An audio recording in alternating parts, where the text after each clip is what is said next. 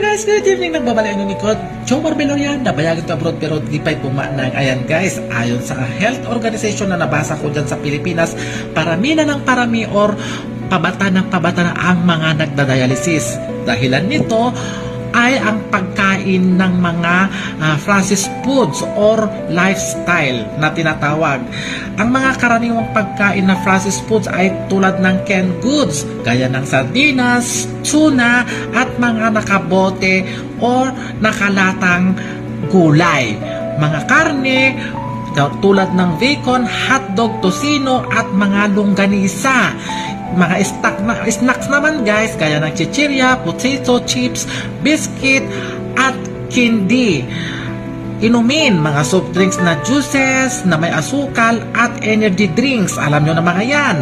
Instant, tulad ng mga noodles, instant coffee, at ready-eat microwave meal. Ayan guys, pakinggan nyo lahat ng mga sinasabi ko kasi huwag nyo nang gagawin yan para hindi kayo matulad yung picture na yan.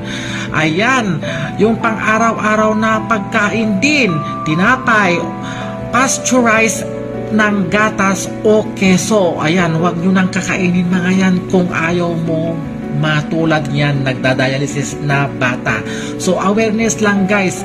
Ganun din sa mga pagkain ng mga maaalat, gaya ng mga bagoong, gaya ng mga dry fish. Hindi masama kumain ng ganyan basta hindi lagi. No, ayan. Hindi ko sinasabi na huwag kayong kakain ng mga ganyan kasi pwede namang kumain guys, pero hinay-hinay lang. Ayan, nandyan na naman Kuya Joman ninyo.